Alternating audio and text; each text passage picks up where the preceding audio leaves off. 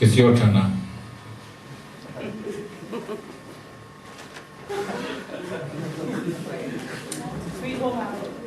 No, but we are here. We are at your disposal. To play ball? No, no. This is not a concert. It's a concert. It's time for you to contribute with extremely intelligent questions and inquiries that we can maybe, hopefully, answer to some extent. And it's going to start with an embarrassing silence while everybody thinks about it. What can I ask? Like a dance floor.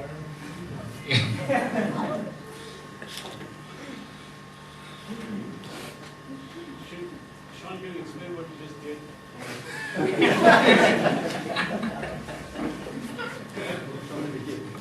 From the beginning. How many words based on and how to write? Well, that narrows it down a little bit more.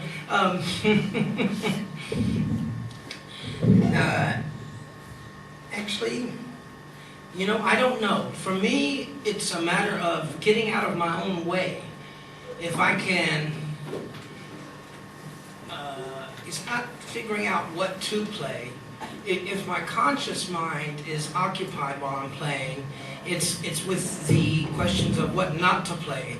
Sometimes even it helps to distract one's conscious mind by thinking, oh, I'm not going to do this, I'm not going to do that, so that the subconscious can come through. Basically, I just try to get out of my own way, with better or worse success, and then the music comes through from wherever music comes from. I don't know, from within, from without. It's a mystery. It's part of the kind of a beautiful mystery, and when I do that, when I get out of my way more, I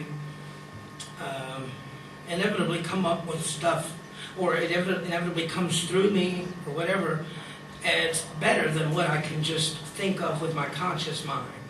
And it's a mixture of both. So sometimes you have to play tricks, like I said on myself. I'll be thinking, I won't do this, I won't do that, while something else is coming out automatically. I'll do that just to distract my conscious mind. And then when it comes to an ensemble, you have to listen to everyone else too. So it's really a lot of parallel kind of processing going on, and depending upon what frame you look at it in, it's either like a whole lot of information and processing, or almost none. I don't know if that answers your question. Maybe some other questions I can lead into that, explain it a little better. But so how do you tell your colleagues this is the basic idea, and then you're going to transfer your idea to them? No, we play the basic idea. You play the basic idea. Yeah. You know, like talking about music is like dancing about the architecture. Again, what can you say? You know, the sound is the sound. And then any words that you describe the sound, it's just a reference to the sound. It's not there. So how better to say it than to play? You playing to a form? Are you playing to a set form, or are you just kicking off from a bass line and taking it round and just going with it until you finish? No, it's form exists. Yeah, form exists, but form is something that is something that's got to happen to some way or the other. Or you can turn it around and say that everything is chaos and all forms are just precision. Like however you want it, whatever you actually want to look at it. But basically, yeah, there's an intention in terms of the form. But the form doesn't necessarily have to be the exact form that we did last time. And in the kind of non-existent or very gray area line between what is called or considered composition or improvisation, you know, when you're in the act of it and you do not have a form planned in advance, it will materialize itself. You can feel form. It's like you can feel the architecture or the shape of a given ensemble passage or solo type passage as it happens. You can hear where it wants to go, or it seems like where it wants to go, so that it makes a structure and you feel it. But it's strange how many different levels of layers of kind of existing or being it is while you're doing that, because these other things are going down. You've got, like, you know, perhaps some technical things to think about, but generally I try to make go away from the conscious mind and all this, and then you have this, you know, interplay, and you're listening, and then the form will construct itself automatically. It's like what do you call it? Self-organized. There's a scientific term for that. It's self-organization, kind of. It's in biology, in certain types of biology. Yeah.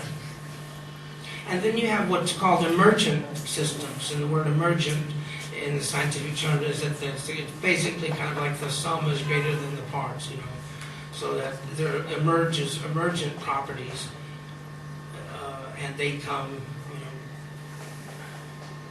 Yeah, and also what you have to think about form is that that is just a reference in order to understand the music itself. But form is not the purpose within itself. It's just a logic, sort of like a grid, where you can place the musical content in order to better get a grasp of it. And it's a sort of interact with our mind, or with our memory particularly. That the form is constructed on a time span that is sort of bent, because whatever we remember as have just been played is going to be affecting whatever we play next. And a very good analogy, I think, is the way, if you look at the dynamics of a school of fish or a flock of birds.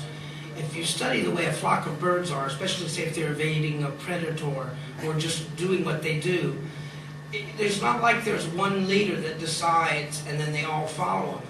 It's a funny process. It's like a consensus type of process. No one bird is like the leader. You know what I'm talking about? It's so in the school, if you really just watch a school of fish or a flight of birds and try to look at those kind of dynamical systems which contain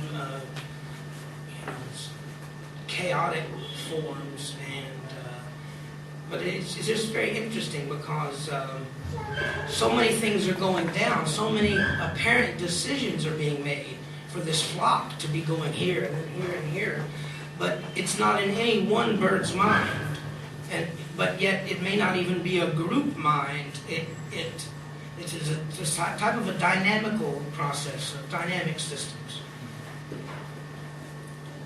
What is very interesting, you said deciding what not to do. And I suppose those groups of birds also sort of go by part panic, part inspiration, and then the rest of them follow. But there's a bird out there which is saying, hey, don't go there. How do you convey that amongst a group in ensemble play? Well, I don't know about for ensemble, but for me at least, it's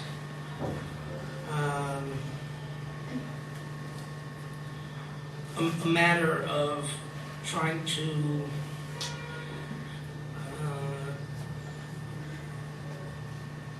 again, I think the purpose of that may be more of a personal thing with me. I heard Keith Jarrett say something about like that too before.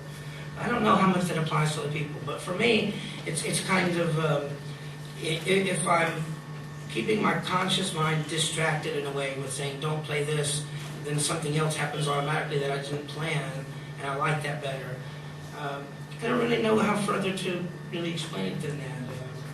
But we just said it is good, actually. Good description of how we approach things. Part panic, part inspiration. Yeah. Because you jump into it and you have no idea what's going to happen.